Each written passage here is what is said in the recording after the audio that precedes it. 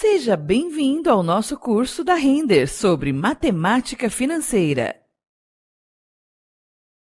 Neste curso, conheceremos um pouco sobre os principais conceitos e ferramentas dessa importante ciência que estuda o dinheiro no tempo. Aos estudantes que ainda estão aprendendo sobre matemática financeira, é uma boa oportunidade de praticar e relacionar tais conceitos com o cotidiano de cada um. O curso está dividido em duas partes. Na primeira parte, compreenderemos os conceitos básicos da matemática financeira como regime de capitalização, juros, taxas, capital, tempo e montante. Já na segunda parte do curso, aprenderemos conceitos voltados à amortização de empréstimos e análise de projetos de investimentos. Para darmos o primeiro passo ao entendimento da matemática financeira, vamos oferecer uma definição a esta importante ciência. Se considerarmos que o dinheiro no tempo tem um valor, podemos afirmar que a matemática financeira estuda o valor do dinheiro no tempo. Exemplificando. R$ 100 hoje é diferente de R$ 100 amanhã. Esse valor que acabamos de citar como exemplo, nós chamamos de capital ou valor principal.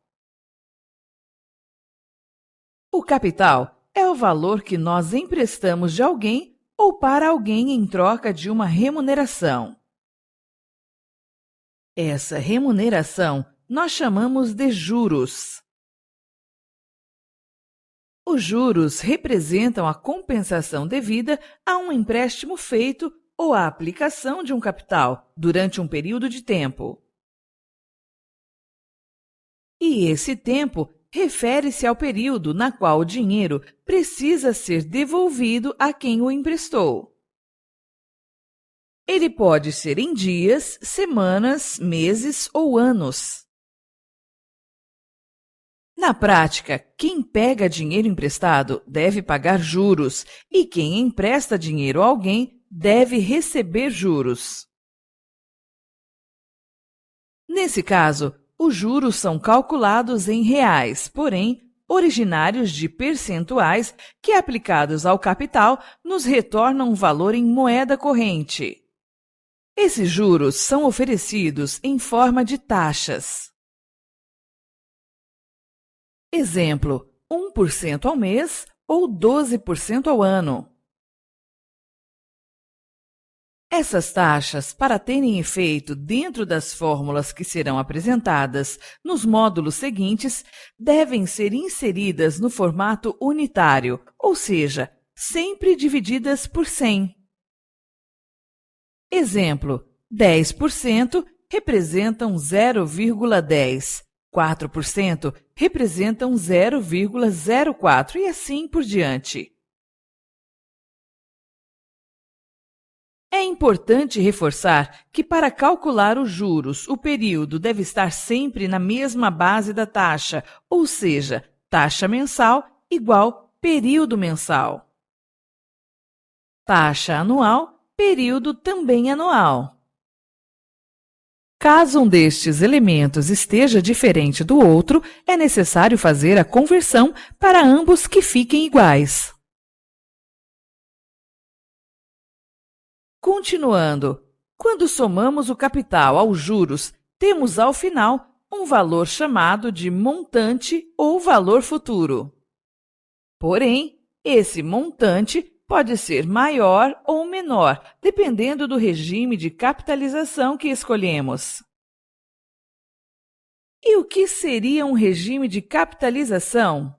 Nada mais é do que o processo de reinvestimento ou não dos juros ao capital. Exemplificando, nós pegamos R$ 10.000 de um banco emprestado.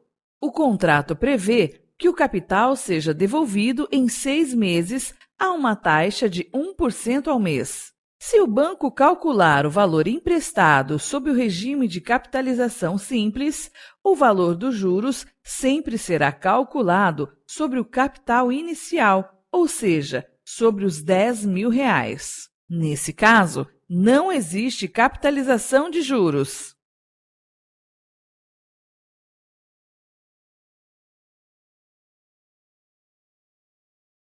Já no regime de capitalização composto, os juros serão acumulados sobre o saldo atualizado, ou seja, capital inicial mais os juros do período.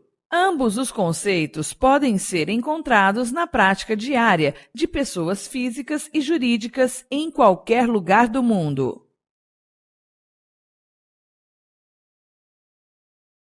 Nessa aula, você conheceu os assuntos que serão abordados no decorrer do curso, bem como os conceitos básicos da matemática financeira. Até a próxima aula!